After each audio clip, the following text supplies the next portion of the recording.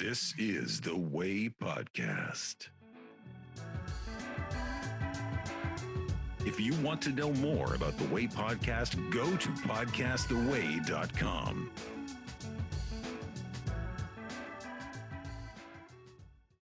I'm your host, Bill Trofesky, and today I am sitting down with Ken Lewis. This man is the man behind the machine. He's the man behind the industry. He's a producer, audio engineer.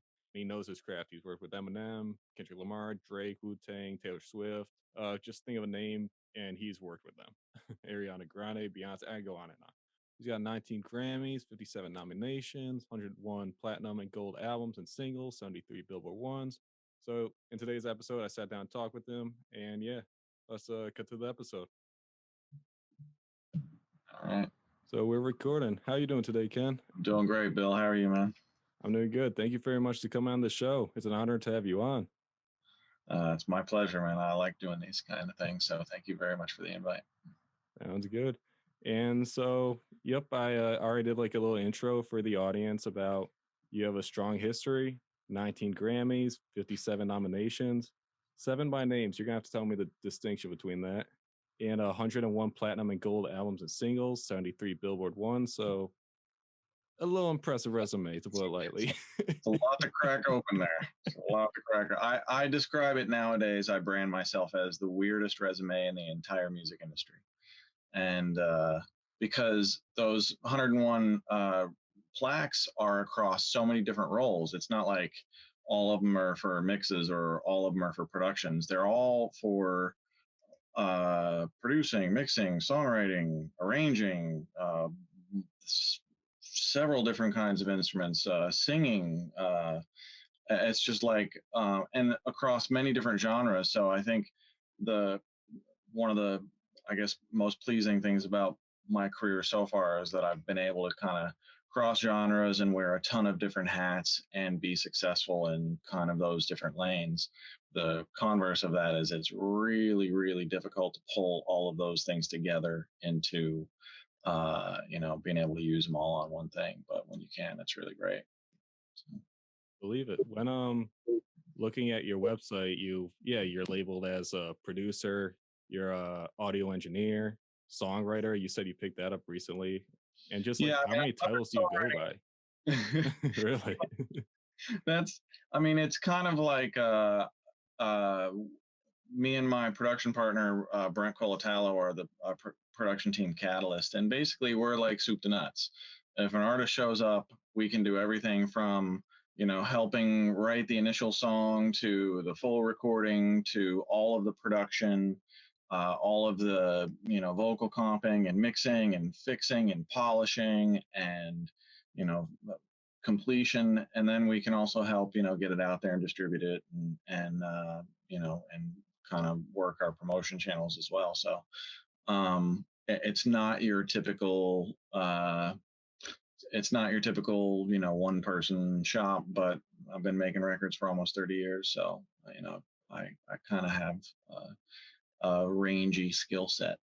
A little bit of experience behind it that helps you develop everything. Yeah. The experience is all of the failures. And, for every one of those wins on the resume that you're shouting out right now, there was 3 or 4 or 5 major failures that I learned from that helped push me down the road, that helped me get the next win. And that's the typical music industry. It didn't, everybody's like, oh man, you got 101 gold records. That's incredible. I'm like, man, you don't know what I had to do to get those. So I'm glad I have them now. They're much easier to get nowadays than they used to be. So it's like that.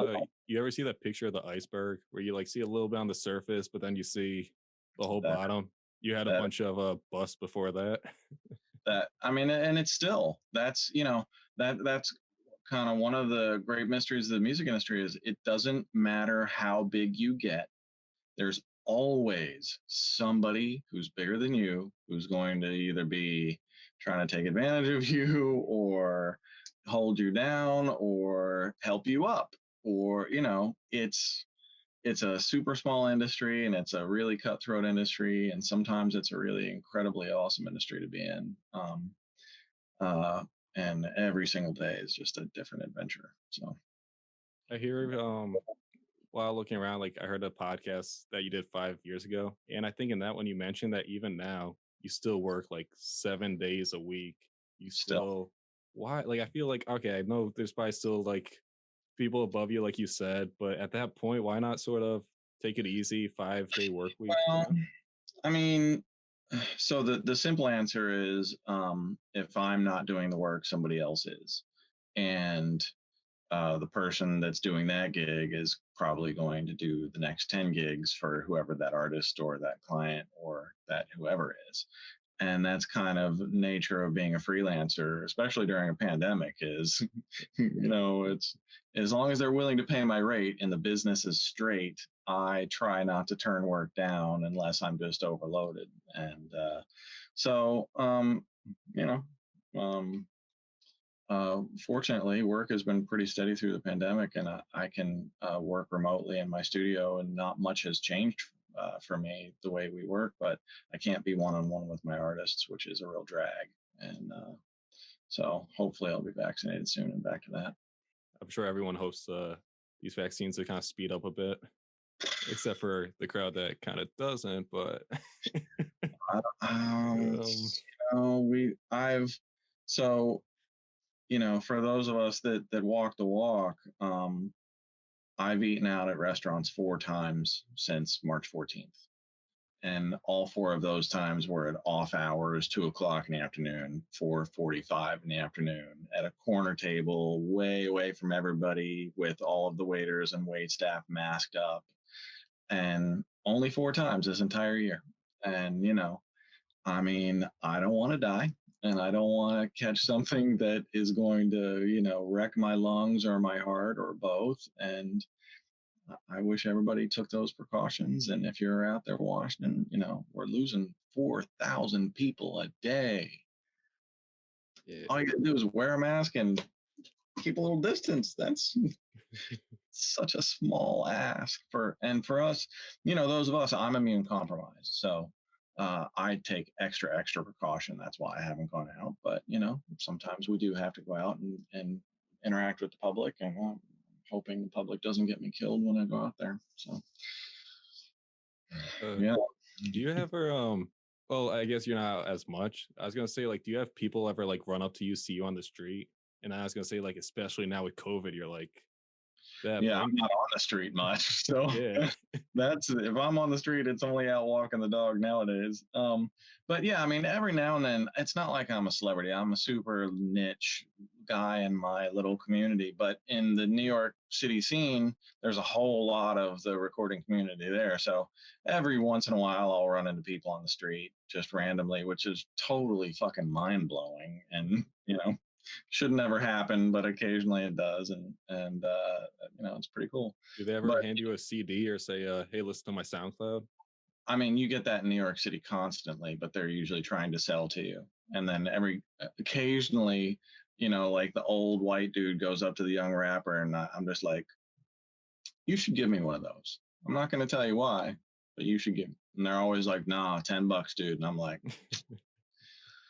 all right. And as I'm walking away, I'm just like, oh, by the way, Kanye West is one of my biggest clients. You're like, whoa, wait. Yeah, fuck off, dude. Oh my god!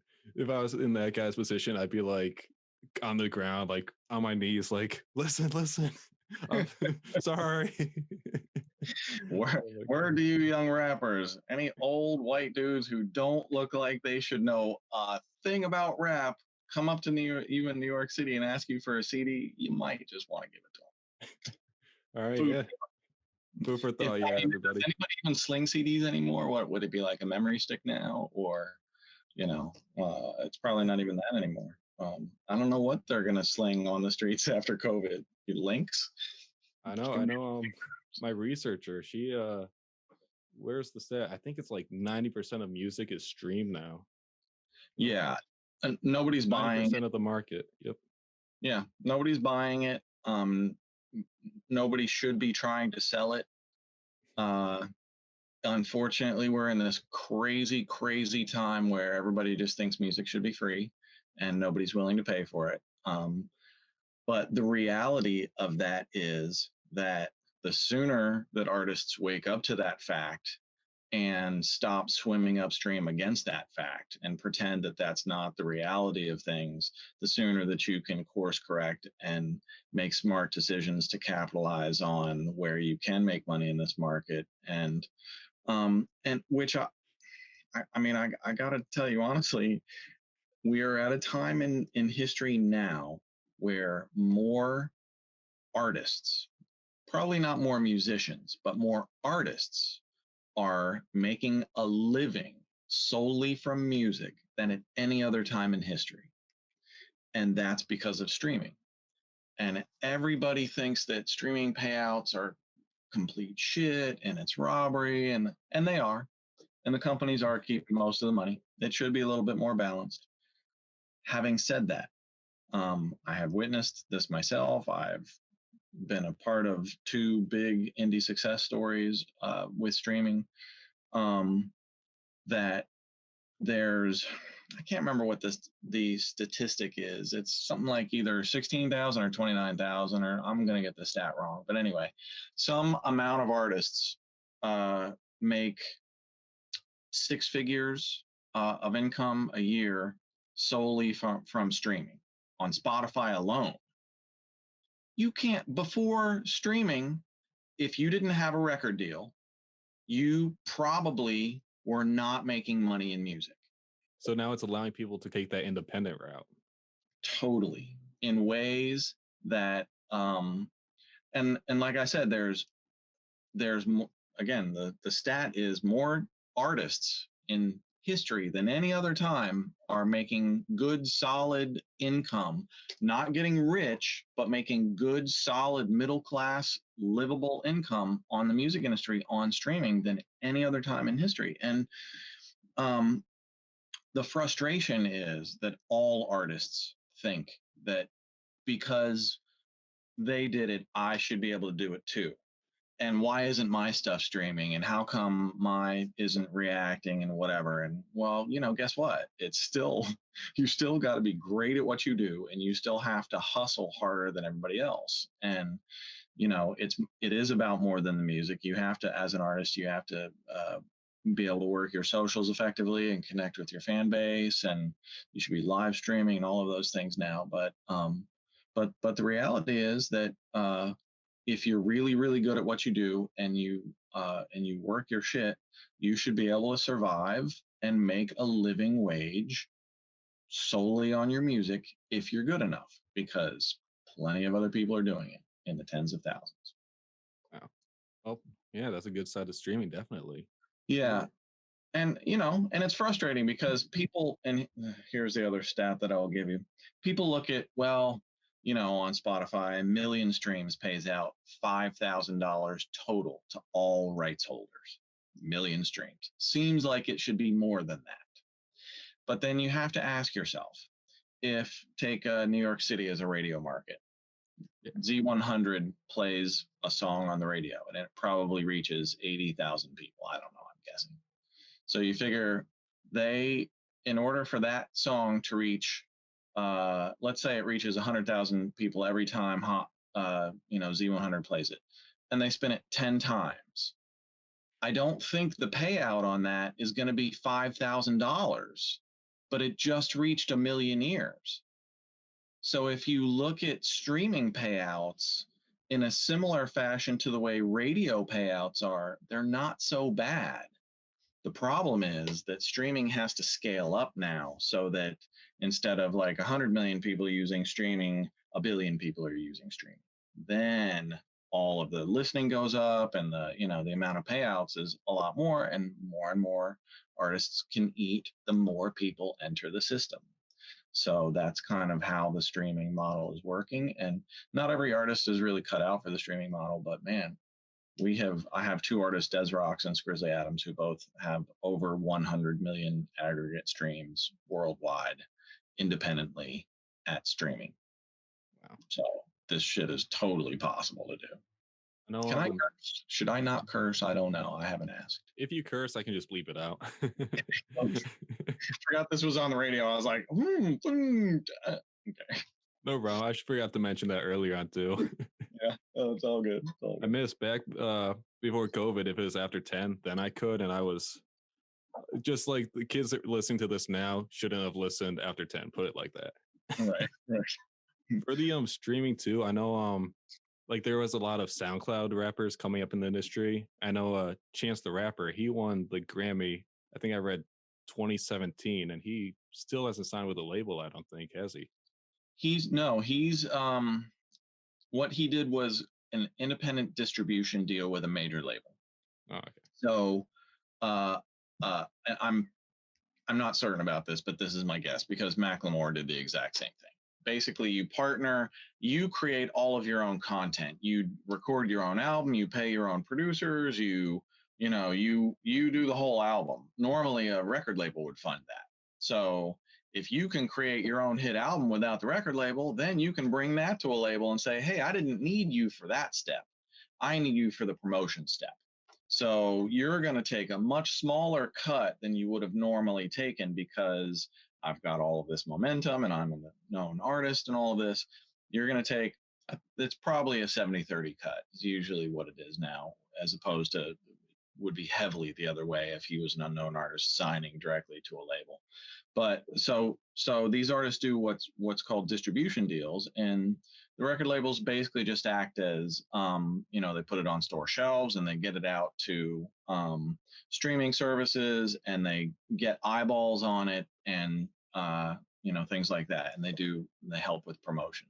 But these people are still in the major label system. They're just working it to their advantage, and I highly support that. Yeah, get a nice discount price for doing a little bit more work. Exactly, but it's also super high risk because like one of the things that we do heavy here is artist development. And the problem with artist development is that it's damn near impossible to get an artist signed.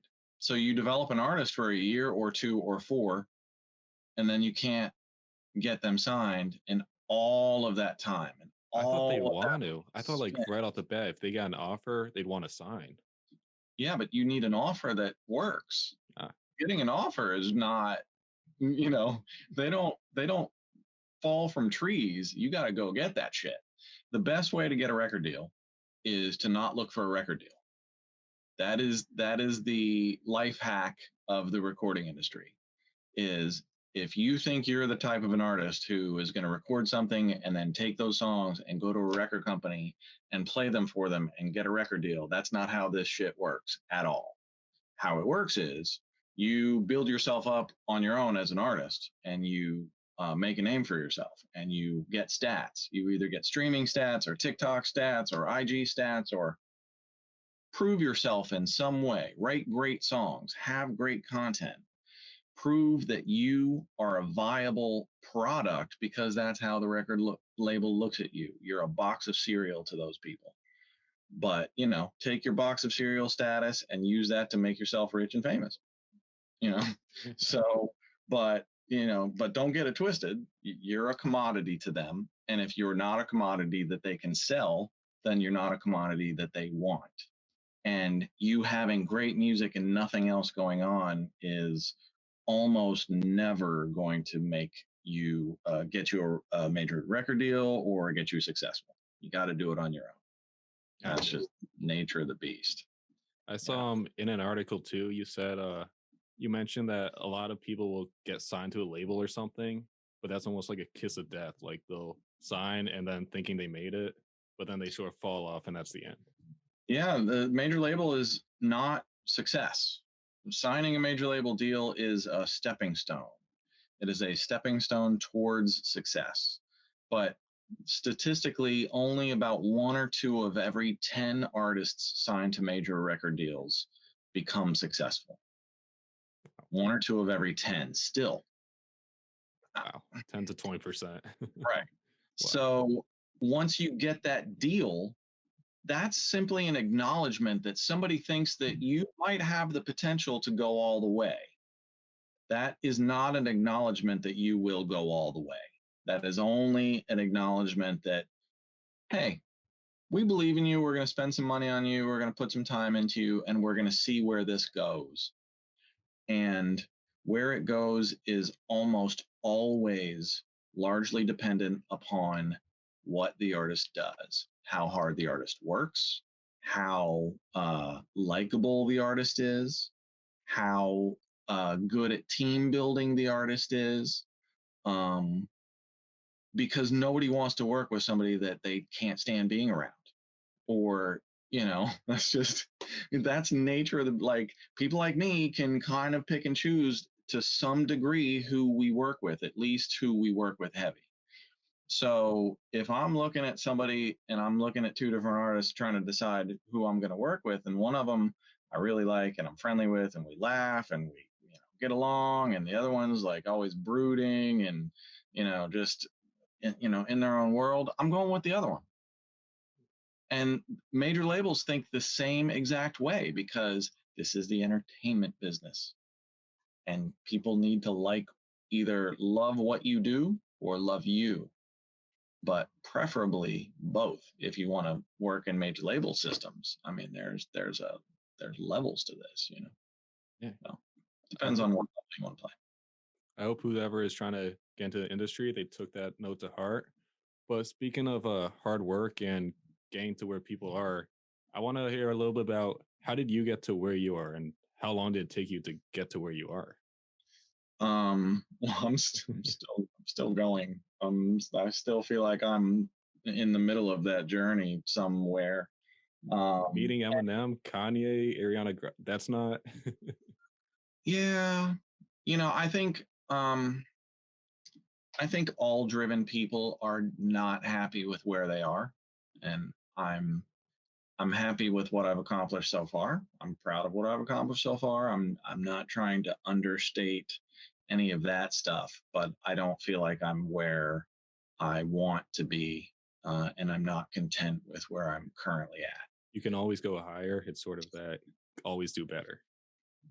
Yeah, I mean, I think there's a couple certain things that I'd really like to see happen. I'd like one of my artists to really have a huge breakout. Well, I mean, we're so close on a bunch of levels, and we've had a ton of successes with them. But I want national hits coming out of the camp from scratch. That's kind of the hope. So we'll see if we can get there. But we're throwing down hard with a lot of great artists. So you can only take all your best shots and see what happens. For the artist, can you say the name of it and I can download it on Spotify? Oh yeah. Right now, we have Harlor, Harlor. We just put out a single called "Not Ready to Go." You can all the streaming services, Spotify, YouTube, the whole nine. Speaking of streaming services, like we were before. Yeah. And it was great. They played a Rock Nation festival. Was their kind of their public debut to the world, and DJ Khaled introduced them. So we're off to a great start. We got introduced to the world by DJ Khaled, and I think they just hit 250,000 streams on Spotify after maybe 2 months from complete scratch. So the engine's working right now, and things are ramping up nicely, but it's really hard to break new artists. So we're trying everything on all fronts. We got a new single dropping on Friday called "As a Dream." So that's Harlor. And then we're also producing Skrizzly Adams right now. We just dropped a single called, did Foolish come out yet? I think Foolish is about to drop. I think we recently dropped the Too Close to Fire EP with the single Cave In. So Skrizzly Adams he's one of the ones that has been over 100 million streams worldwide. So we've been steady dropping singles on him. The other 100 million plus worldwide is Des Rocks, the DESROCS. We produced the first 2 EPs from him, Let the Vultures In and Martyr Parade. And there's a song on there called Let Me Live, Let Me Die that's over 45 million streams completely independently. That's on Spotify alone, and it just roars. It just will not slow down. That thing has been going since July of 2018, and it has not slowed down. We get like 1 million streams a month on it. It's insane. And it's like that's the real sleeper hit of everything that we've done independently. That thing keeps going, and we've also done a lot of licensing on it. So yeah, it's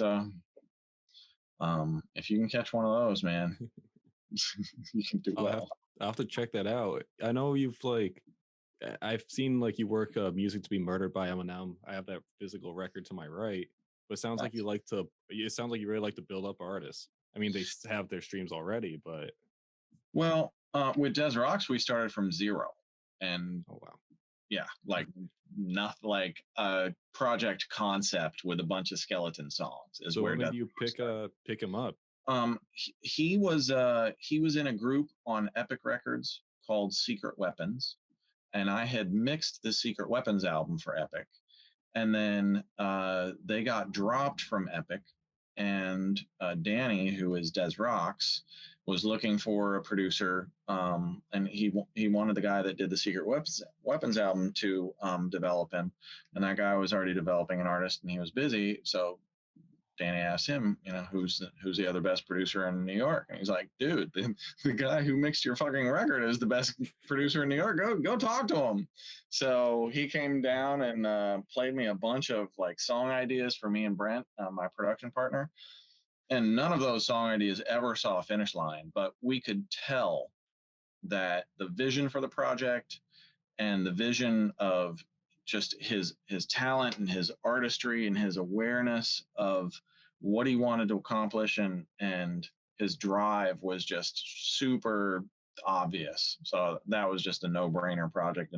But we still grinded 3-4 days a week for 8 months independently, no paycheck, no nothing, before we put a single out of anything. And then once we started, it was one song every 2 months for a year and a half, almost 2. And it was just a straight build. But the tough thing in independent land is everybody forgets that it all has to start with incredibly great music that's every bit as good as major label stuff without the major label funding. Yeah, and that's a really high bar.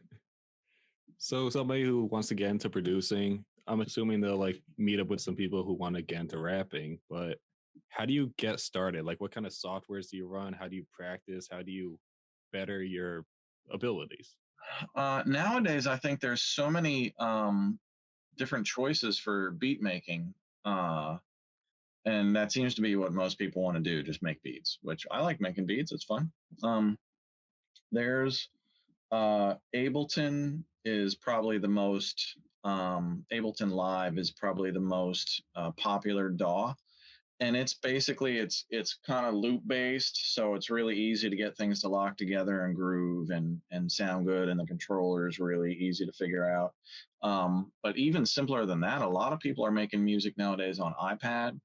I'm making music on iPad. It's the easiest I've ever done, and it's super kind of fun and creative. And I've actually been making money on the stuff that I've been making on iPad. And I think there's a tendency to shy away from new technology if you're already an established pro, especially new tech that's on a platform like an iPad that's completely different than any platform that we're currently on making records. But for me, I'm just this is exciting. So I'm looking at a lot of this new technology and seeing what I find really creative about it and trying to tap the creativity. But one specific suggestion on iPad is this program called Launchpad. It's actually made by the Ableton people. It's made by a company called Amplify.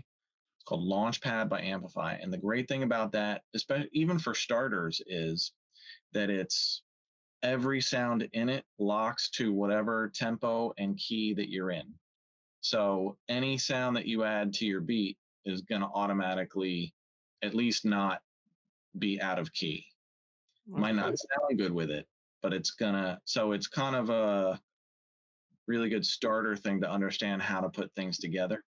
And to really feel the differences between if I have this melody that I think really works very well, here's 4 or 5 different drum patterns that go with it, and how does changing the drum pattern change the whole feel of the record? like stuff like that without even knowing it early on is so super informative to learning how to make songs and make beats and learning what your personal style is and what you like and what you don't like and what how you like to put things together. So I'm kind of a proponent of the easier the better early on, because the technology is still just so frustrating most of the time that you can get caught up in trying to learn your DAW and just get frustrated and give up before you've ever made anything that you really like. But something like that iPad program, you can be making something you like on day one and kind of catch the bug for it, and then advance from there. Nice. You said drums a second ago, and I saw that your where is it? Your signature is the big drums. Yeah. Yeah. Can you tell me a little bit about that? I don't know how these things happen. You get a call one day, and the next day you're the big drums guy. So let's see, which one came first? I think We Are Young came first. So I created the big kick and snare on Fun We Are Young. So that's me. No, it's all I did on the record, the big kick and snare. Really? But yeah, but any other snare drum on that record would not have made it a hit. It's just the way it is. So wait, sorry to interrupt, but they have like different people play different portions, and you just import it. Dude, I have the weirdest resume in the entire music industry. I've told you this. I guess so. I get a lot of really weird calls. Sometimes I'm the producer, circus leader, ringmaster, and I'm, the one overseeing an entire project start to finish. Sometimes I'm a complete hired gun, like a ninja that comes in. A lot of the heavy hitters will call me to do really specific things that they need done that they can't just call anybody to do. And they know that, I can do it. I'm reliable.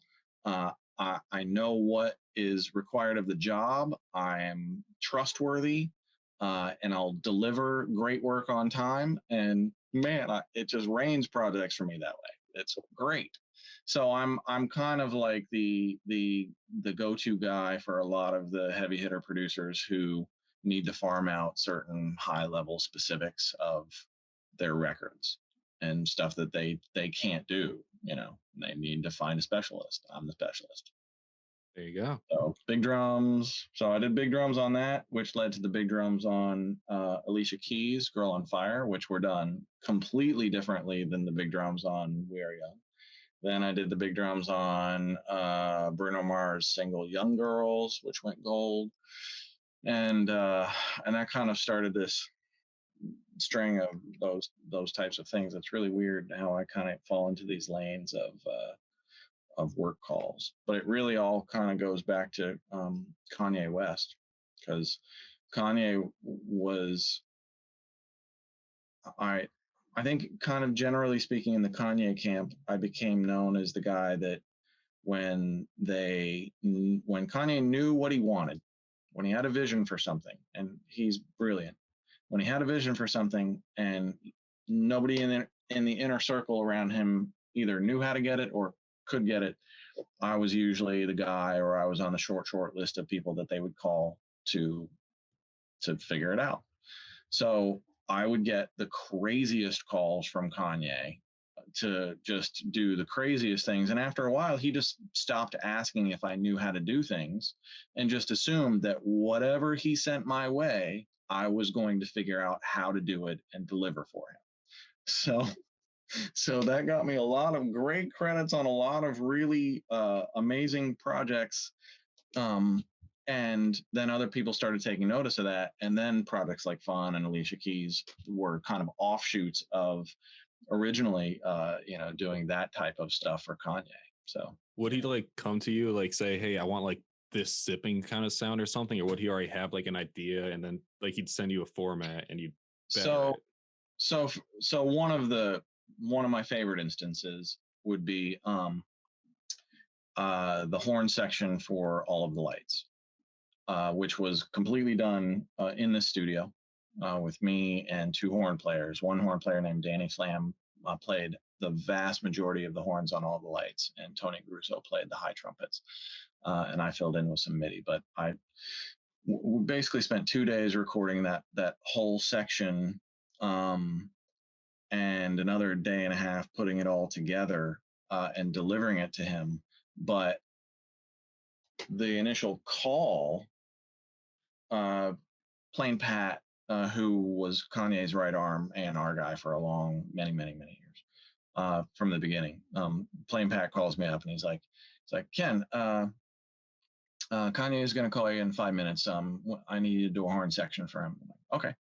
Nobody ever asked me if I knew how to do a horn section, if I knew the first thing about horns. That was never a question. They didn't even ask. They Because at that point, they already assumed. They just assumed if he doesn't know, he'll figure that shit out. So they never even asked if I knew anything about horns. Kanye sends me this melody that sounds like it's coming out of a $20 Casio keyboard, and it's just me, and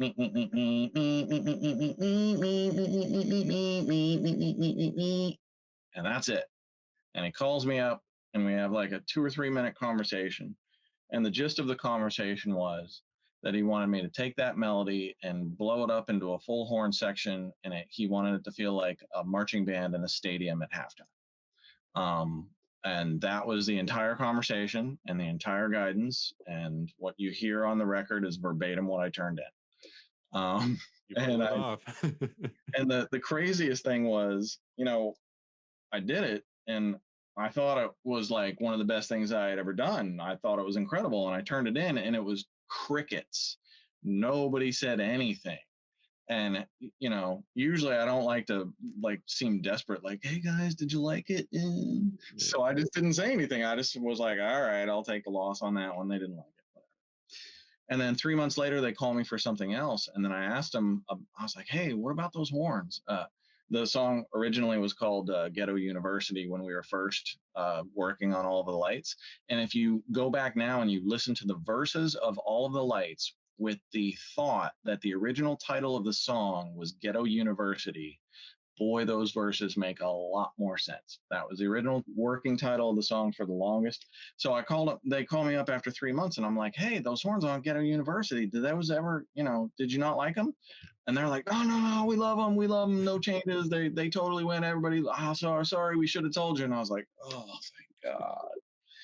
And then next thing you know, we're at the fucking Grammy Awards. So, Oh yeah, next thing we're at the Grammy Award, yeah. Yeah, that was certainly one of them for that year. Was My Beautiful Dark Twisted Fantasy got nominated for Album of the Year. That was one of my 7 official nominations. And it won Best Rap Album. I think it won some other individuals. It didn't win Album of the Year. So, and that's the thing. I have no statues. I'm 7 times nominated by name for Grammys, but I've never won any of those 7, so I don't have a statue. And if you're not nominated by name, you don't get a statue. So there's a couple instances where you do, but it's pretty rare. And the Grammy wins are ones you've contributed to.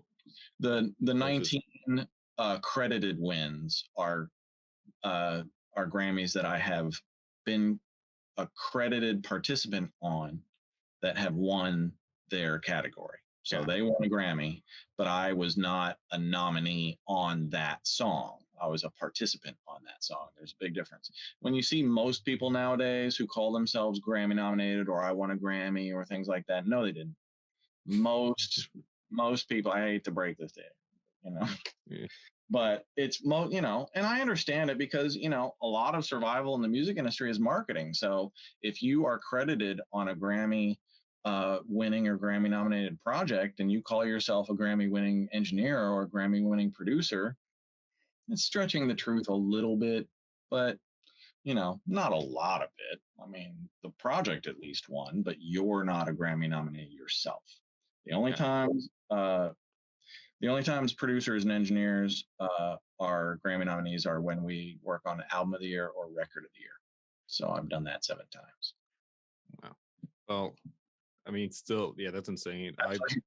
Actually, I take that back. I've worked on 9 Album and Record of the Years now, But the last two, they changed the Grammy rules, so I wasn't an official nominee on those. But I did So you work. would have been the nominee win if it wasn't for that?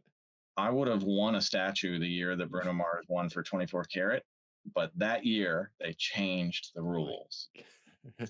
I'd send an angry letter. I quit the Grammys. Fuck those people, man. The shitty thing is, the Grammys are supposed to support people like me. They're supposed to support our industry.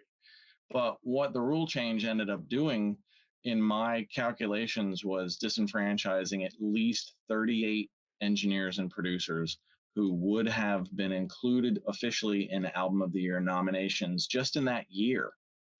And I don't know if anybody didn't win a statue that would have otherwise, but I know nominations wise, it was 38 people who were left off due to the new rule change. So it's like, I mean, come on.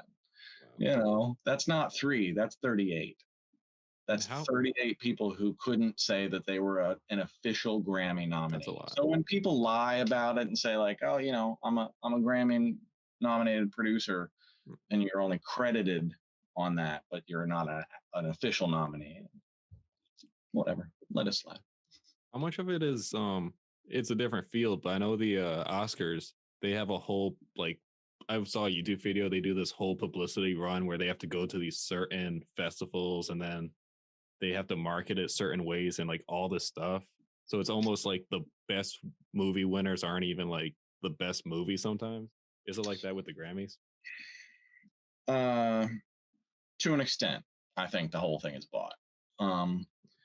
To an extent, because NARAS keeps their membership rate really high, and you have to be a music industry professional. And if you're a young industry professional, you're not going to spend $100 solely for the right to vote on the Grammy Awards once a year, because that's 90% of the people who join. That's what they join for, simply to get a vote. So I feel like NARAS intentionally excludes kind of the rank and file of a lot of the industry, which keeps power retained with the executives. And I mean, think about how many employees Universal Records has worldwide and nationwide, and how many of those employees are members of NARAS in America alone and have Grammy voting rights. So when Universal puts out a memo to their people, hey, these are the artists that we want to see nominated this year. These, sometimes they can get that shit done in ways that is not exactly fair, and it games the system. And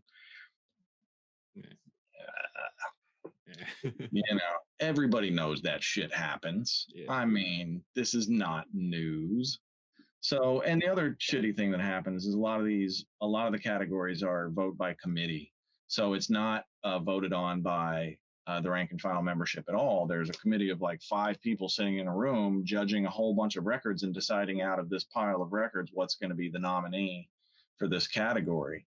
So 5 people in a room decide what the nominee is, not the entire voting membership, which... Or they just say... I mean, they're supposed to be the experts and they're supposed to listen to it.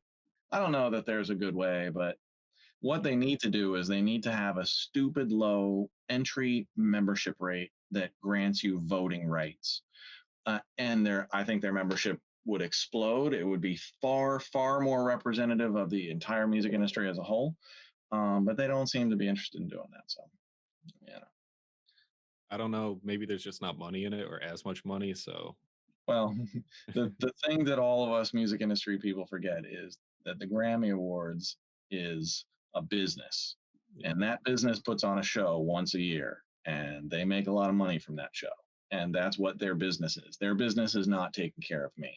Their business is taking care of that show and making money on that.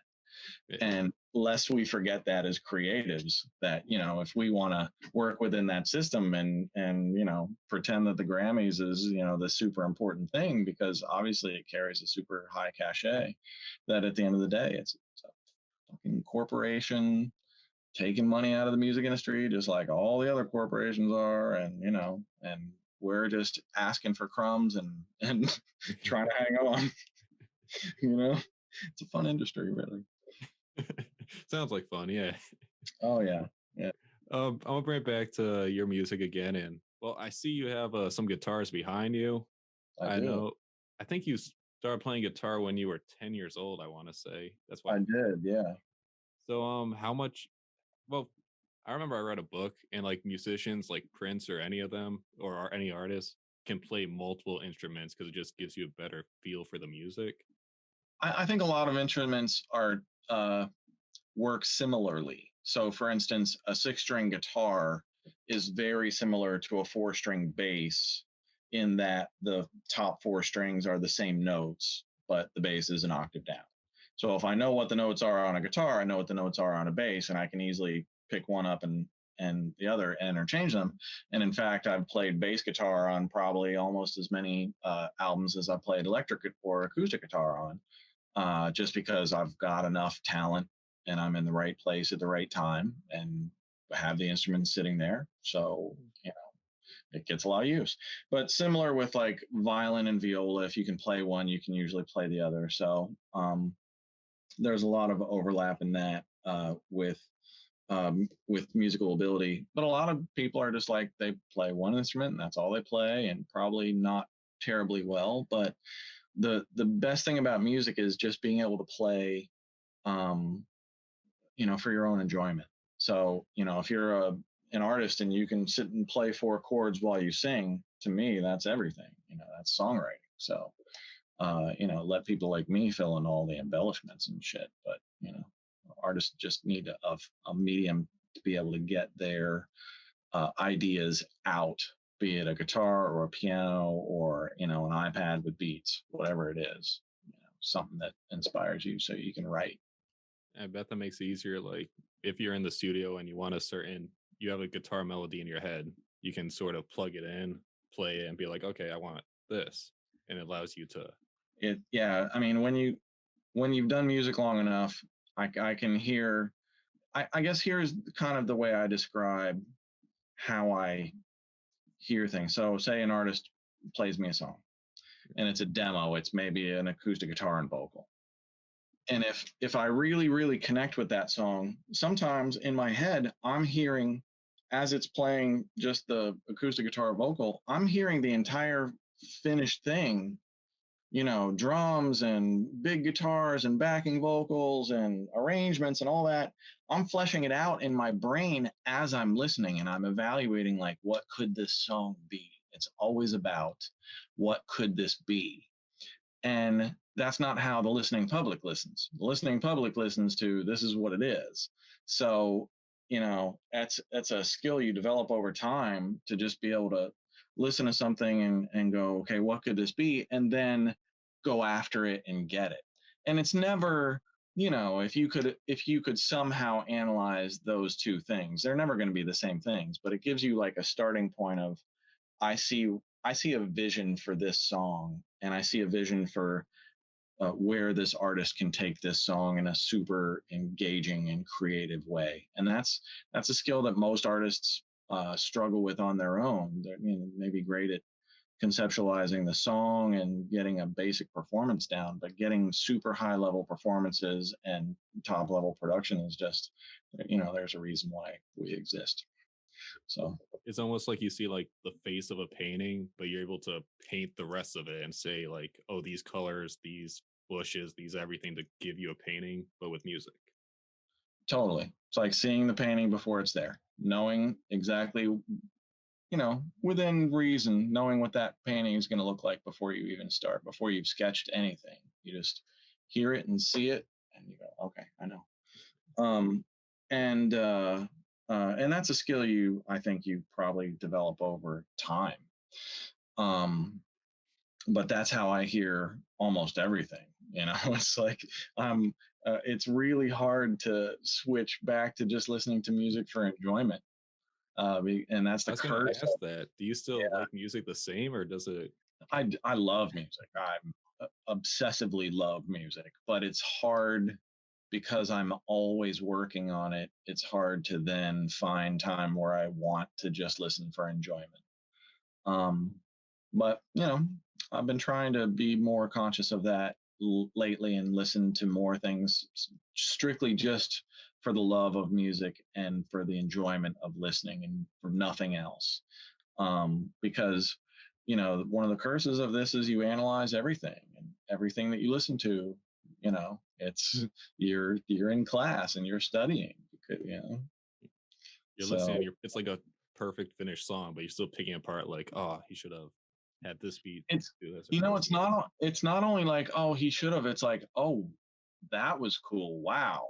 Oh, I might, and that's how you stay current and relevant, and that's how you catch new inspirations from other people. So it's, sure, it can be a cautionary tale of like, oh, if I'm listening to the radio, oh, it might be, I wouldn't have done that, but it's more so, trying to find those fresh influences and stuff on the radio and streaming, and then being open to envision what it could be when I'm working with artists from the ground up. So yeah, but it's really tough to switch out of analysis mode and just a enjoyment mode, but I'm getting better at it. It's always a challenge. I saw also one of your least favorite things to do is I forget the proper name of it, but you sort of copy another beat. Yeah, it's sample recreation is what it is. Yeah, that. So yeah, that's awful. But it's a great door opener because almost nobody can do it, and I'm one of the best in the entire world, bar none, at it. So like that's how I started with Kanye. I started doing sample recreations for him, and that led to expanded roles like creating the horns on All of the Lights. That wasn't a sample recreation, that was horns from scratch. So the sample recreations have been a great way for me to kind of get into a whole bunch of artist camps who would have not been accessible otherwise, and do a whole bunch of relationship building with really top level artists, because I'm like at the top of the food chain for sample recreations. I don't take it unless it's probably going to put a plaque on my wall, because I hate doing it. So if I'm going to do a sample recreation, it's got to mean something to me, because it's not going to be for the money. I can make money easier doing almost anything else. So it's got to be something that gets me to another result, gets me another client, gets me another income stream, gets me a plaque, gets me something that's worth doing beyond just taking another check. It's the worst. It's so tedious, sort of. It's the worst. I saw I don't know if it's the article or the podcast I heard, but you were I forgot how long it said. Wait, how long does it take you quickly to sample a song? I mean, to recreate a sample? Yeah, it depends on the sample. It's always bespoke. It just depends on what you're given and how difficult it is, and what the instrumentation is, and how much they sampled and how they flipped it, and the variables are completely endless. And so I don't have like a set fee for what I do. I just say, send me the sample, I will listen to it, I'll make the best evaluation of A, do I even want to do this? B, am I capable of doing it if I even want to take it on? And C, what do I think I'm getting myself into? So I will quote a rate that makes it worth my time to do the work. So okay. So what I was gonna say is, I think what I read or heard was you were 8 hours into a sample or recreating a sample, and then you noticed there was like a faint like twinkle, or I forgot what word you used, but like behind that sounds like the John Legend. Yeah, we did another, again, was a sample recreation, or it started as a sample recreation, and we put a bunch of stuff on top of it. And but that was one of those things where just after an endless amount of time, you're still listening and you're like, is that a Fender Rhodes or it's like onions. It really is. And the tough thing about samples is the closer that you get to a perfect recreation, the more imperfections that you hear in the source, because you can hear them missing in your recreation until you find them and put them there. So the closer and closer you get to a perfect A-B match, more things pop out in the source, and it becomes harder and harder and harder to lock in those last key elements. And it's like super easy to get to 85%, not difficult to get to 90, super challenging to get to 95%, and there's maybe less than a half a dozen people in the world who can get to 100% the way that we can on certain things. And it's just, it takes talk about pulling all of my skill sets together. That's something that pulls all of my skill sets together, because it's not just recreating, say, a piano. It's recreating that piano with that tone and that off, that slightly flat C note, and the dark chords that they're playing. And it's not just some MIDI thing that you're hammering away on. It's the music and the sonics, so it really pulls everything together for what I do. It's super challenging, high level shit, but also super tedious and frustrating. I don't recommend it as a career choice at all. All right, noted. And hopefully for people listening, if you're looking at that, say noted. So many people are like, "Oh, I want to do that." And I'm like, "No, you don't. No, trust me, you don't." It's probably more fun to do your own stuff. Yeah, I mean, the greatest silver lining of sample recreation is I now know how to make things sound like samples without them actually being samples.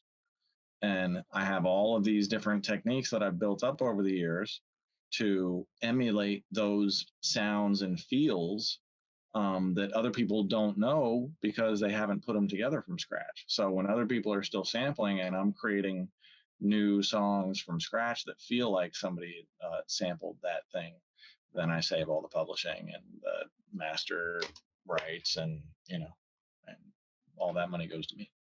There you go. So I think it was a sampling issue, and I was excited to bring this up, but you were a part of the song "Control" with Big Sean, Kendrick Lamar, and Jay, if you remember that. I was, yes. And that song isn't on Spotify. It can't get on streaming services because I think I heard there was a sort of a copyright issue or something going along. They couldn't. So they had me recreate one of the samples, but when you sample something, there's two sets of rights that you need to clear. You need to clear the master's rights, which is the physical recording, the digital ones and zeros nowadays, and you need to clear the publishing and songwriting, which is the intangible work. And I think in that case, one of the rights holders wouldn't clear. So I don't think they could get all of the rights to put it out, and they had leaked it before they got all of the rights. So it became like this overnight hit that just totally blew up. And then I just think, I'm not certain, I'm guessing that this is what happened, because there's no other reason they wouldn't put it out. I recreated that sample for them, so that should have cleared the master use for them. So, they obviously couldn't get all the rights. Happens all the time. We missed the MMLP2 album with Eminem. We produced a song called "Don't Front," and it only was included on one of the deluxe albums, not on the main MMLP2. Try as we might, Eminem made personal calls trying to clear those samples on that record, and some of the rights holders were just being assholes. And the stupidest thing was, some of the rights holders held on to all of their rights because they saw oh, this is an Eminem sample, he's going to give me a fucking $1 million. That ain't how it goes nowadays at all. And the guy wouldn't clear and wouldn't clear and wouldn't clear. So instead of getting a good upfront check and all of his publishing rights on the record, which would have made him money from every single copy of that album sold, he was left off, and we got 0 cents from any copy of that record sold whatsoever. As Eminem, so that's selling a lot of records. That was a big difference in paychecks for all of us.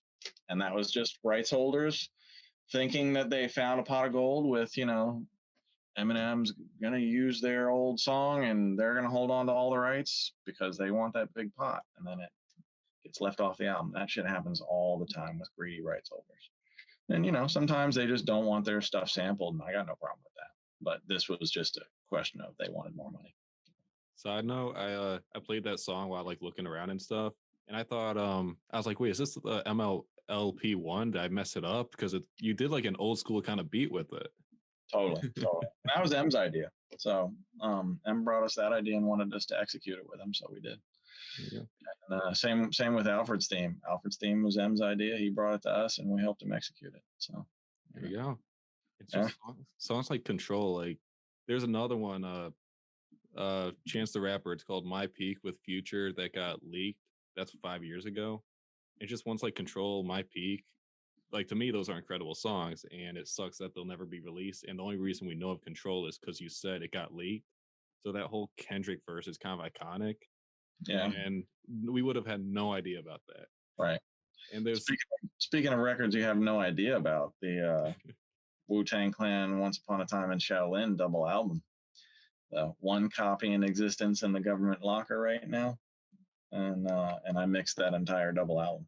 oh my god, But true story, contractually, Bill Murray is the only person legally allowed to steal and put out that album. I shit you not. Why? It's in the contract. I don't know why, but something tells me that's never going to see the light of day. But I'm really hoping that Pharma Bro gets out and just leaks it. It's such a great album. I hope so too. Fingers crossed. There's a website on Bill Murray, like crazy stories people upload because he's supposed to be kind of a wacky guy. Yeah, and it just fits the whole what I read. Yeah. He seems to lead a charmed life. So for whatever reason, they put in the contract that he had the right to steal it and liberate it. So I'm pulling for Bill Murray at this point because otherwise I don't know how anybody's ever going to hear it. But it's a great record. Yeah, that's a great light. But then, yeah, you remind me. It's like, well, we don't get to hear it now. No, but that's art. It was meant to be an art piece. It was meant to be a one-off thing. That one, just like oil on canvas. One person's going to buy it, and they get to do whatever they want. Put it in their vault, or put it on display, or put it in a museum. It's their choice. And Pharma Bro bought it, and he decided that he was going to keep it for himself, and that's that. That's art. There's one copy in existence. He has it. He gets to say what happens with it. And, you can feel whatever way is I think that the fans have a legit beef to not be happy about that. But, the artists have a right to make art too. It's just a different format than anybody thought of before. Whoever thought of that? I'm going to make one copy of an album and I'm going to auction that shit off. I'm surprised it didn't go for a lot more money. I mean, who wouldn't want to own? And the thing is that they can't resell it and they can't, sell it for profit. The person that, but if I was a fucking NBA player or a fucking oil sheik or something, if I was just a dumb rich producer, I probably would have scooped that album up. 100%. But I don't know. Hopefully the world will hear it. It's a great record. That's one of the things where like the fans gotta be a little envious of you because I can't even imagine it because these artists make these great songs, so I can't even imagine what I'm missing out on hearing. Right. That album is a lot like their second album, and every member of Wu and the Killer Bees are on it, and it was kind of made very piecemeal from what I understand from it, and a lot of the members of Wu-Tang are not happy about it. I got no control over that. It's not, I just mixed it. That's all I did. So, but I can tell you that it was a fucking great record, and they sounded great on it, and and they should be proud to be on it because it's a really great album, top to bottom. So, and I've heard it more than almost anybody on the entire planet. I bet you got it wedged in your brain. Man, that's the shitty thing is the whole time that I was working on it, I was really mostly focused on just making sure that, that my work was great, not locking in the memories of what is this song. And so I don't really have much recollection of specifically what the songs are and what the hooks are and things like that, where I would have absorbed it as a listener and learned it that way. I more go by remembering how it made me feel and the kind of vibes that I was getting while I was mixing it, and the types of tracks and the types of verses and the types of spitting and that kind of shit was all of my memories of working on that project was, just the honor of being able to listen to the nuts and bolts and put it together. And that was just super fantastic and fascinating to see.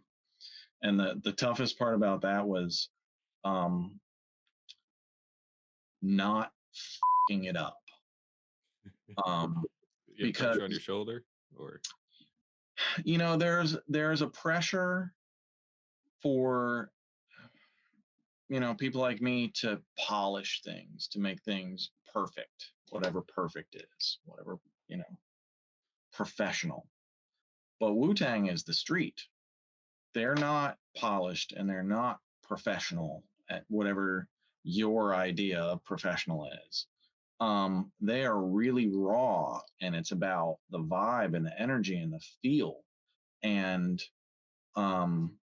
if you do too much engineering to that, too much production to that, it takes away from that feel. And it takes away from that rawness and the street about it. So it was a real super challenge to not overdo the mixes. And it was all analog. We did it all on the SSL. I don't think you can see that, but I'm sitting right in front of an analog SSL console right now. Full analog mixes, just like old school shit. We did it as much like it would have been done like an old Wu-Tang record as possible, which I think is one of the reasons I got the gig, because I've done so much 90s hip hop. So incredible. And it's incredible that like you definitely have to have a love for music to say you want to do what you want to do, but then after 30 years to still enjoy music. Yeah, I mean, I still do. Still love what I do, and still astonished that people pay me well to do it. It's got to be like the dream job, yeah. But that's one of the reasons for the work ethic. I also have a place on the Ecuador coast with a studio, and I go down there and slow down. I mean, I haven't been down there in over a year due to the pandemic, but usually I'll go down 5 or 6 times a year for about 2 weeks at a stretch.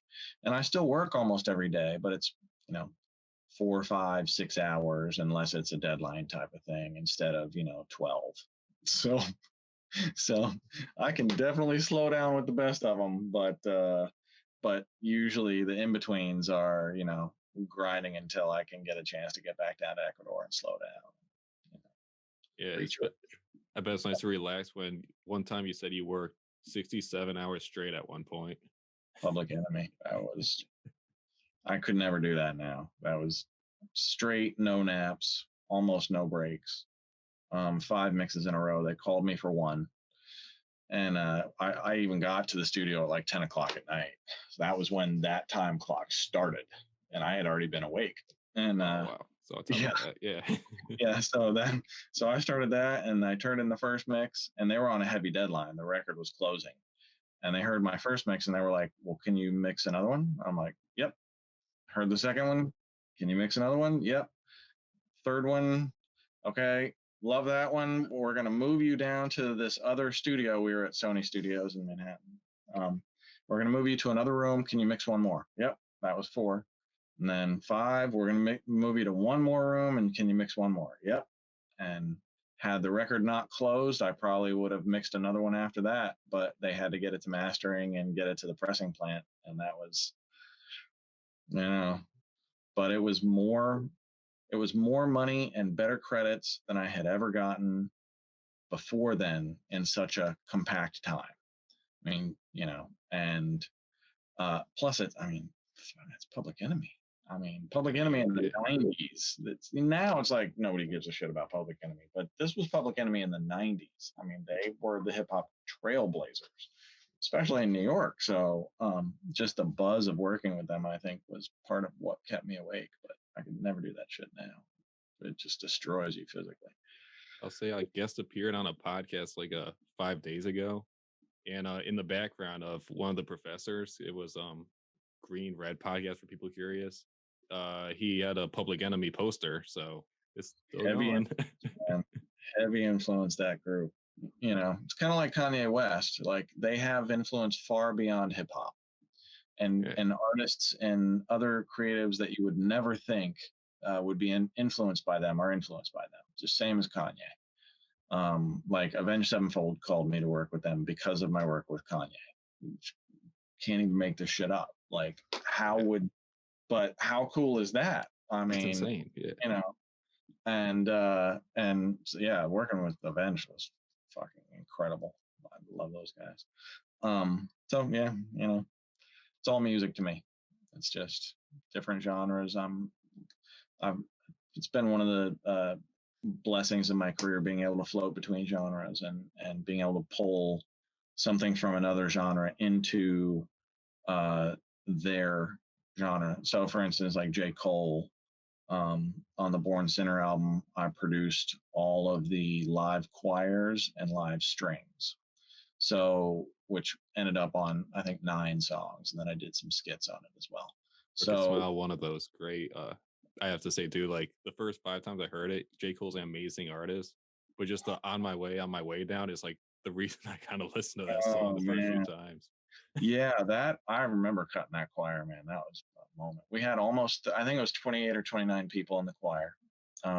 J. Cole came and hung out most of the choir session when we did a few skits with him on the spot live, with him and the choir that they just cooked up. And then after the session was wrapped, he stayed after and took pictures and signed autographs and chatted, and just the choir loved him. He was just an A-class human being, which was just so nice to see that somebody at that high a talent level was just so wanted. You could clearly see he just wanted to be there.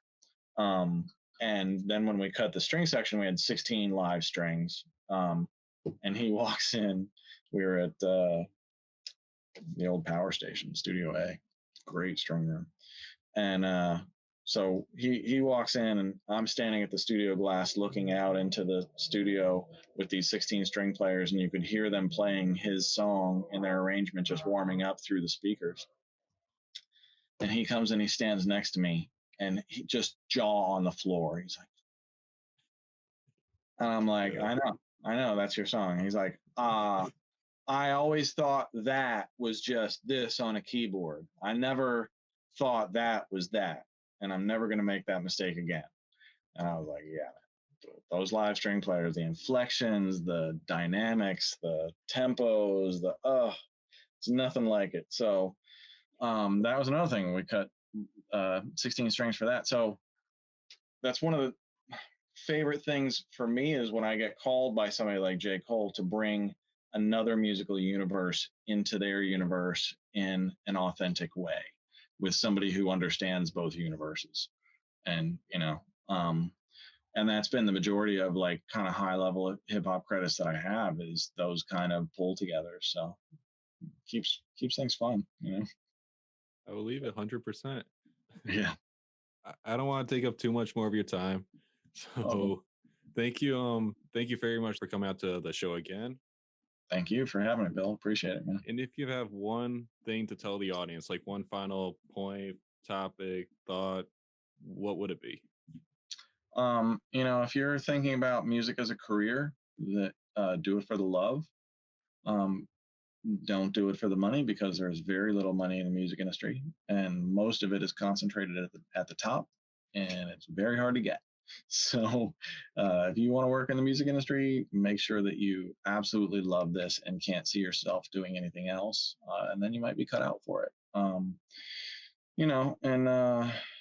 There's nothing wrong with just making music on your own, for your own enjoyment, and putting it up on SoundCloud. And I think far too many people get caught up in the I've got to be successful and people have to love, I've got to build this huge fan base, instead of just making music that connects with you. And I think if it connects with you, that's the perfect place to start, because hopefully it'll connect with other people then. So, if you're making music because you want people to like you, that's a bad recipe for making great music.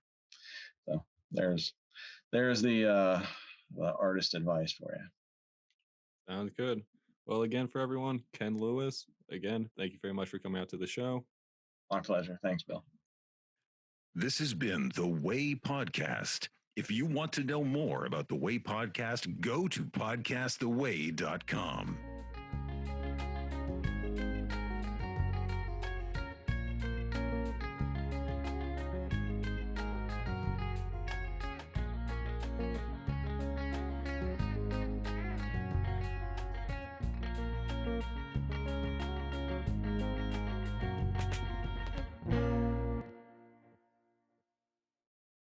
And as always, deuces.